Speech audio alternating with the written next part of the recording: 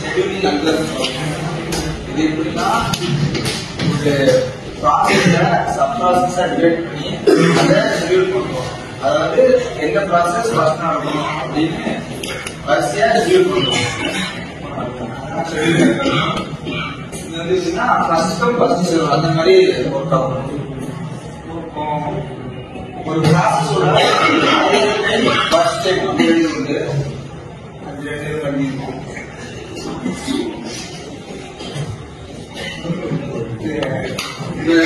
Completion time வந்து கண்டுபிடிக்கிறோம். அது எப்படின்னா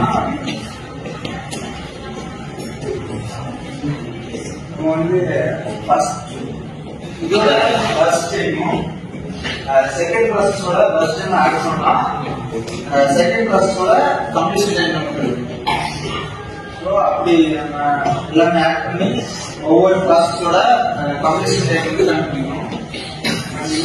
அதுதான் வந்து கிராண்ட் சார்ட். அப்புறம் வந்து இப்போ turn time கண்டுபிடிக்கிறதுனா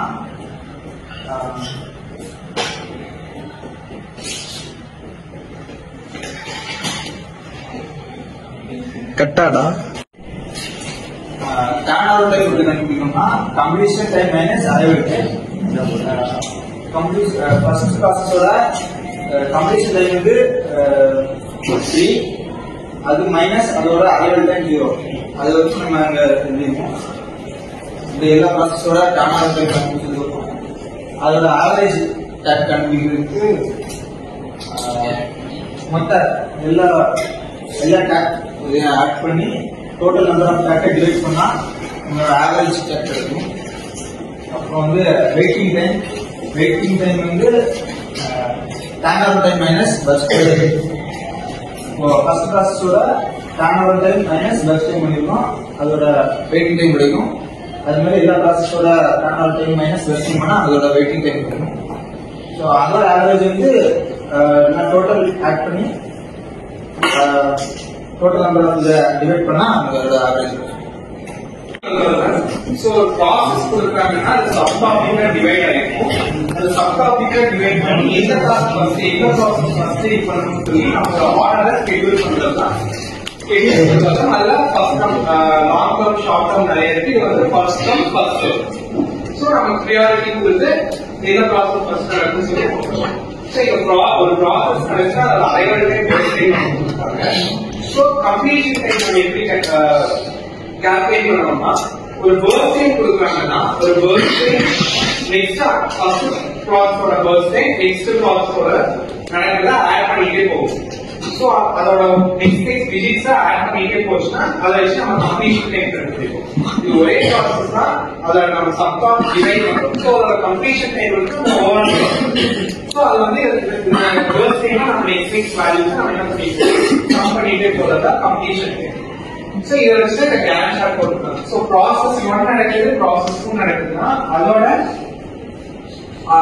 first time 0 to 3 போகுது. அப்புறம் 3 to 6 9.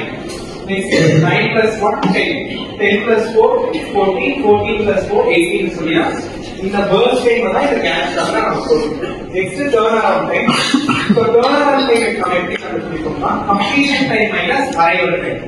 So நம்ம கம்ப்ளீஷன் டைம் நம்ம ஆல்ரெடி நம்ம கண்டுபிடிச்சிருக்கோம். கம்ப்ளீஷன் டைம் எப்படி கண்டுபிடிக்கிறோம்? ஃபர்ஸ்ட் டைம் இருக்க நெக்ஸ்ட் ஆட் பண்றோம். அத completion time minus arrival time. First arrival time இருக்கு, கம்ப்ளீஷன் டைம் மைனஸ் பண்ணா அது நம்மளோட டர்ன். சோ இந்த மாதிரி நமக்கு எவ்வளவு ப்ராசஸ் கொடுக்குறாங்களோ எவ்வளவு ப்ராசஸ் டிவைட் ஆயிருக்கோ அந்த ப்ராசஸ் எல்லாம் டிவைட் பண்றது turn. So average we will calculate the number of values of the turnaround time divided by total number of the process. So 5 processes are 5 processes. So average வந்து 8 நமக்கு கொடுத்திருக்காங்க. எல்லாத்துக்குமே milliseconds நமக்கு கொடுக்கும். Next waiting time. So waiting time கண்டுபிடிக்கிற formula என்னன்னா நம்ம கண்டுபிடிச்ச turnaround time minus burst time.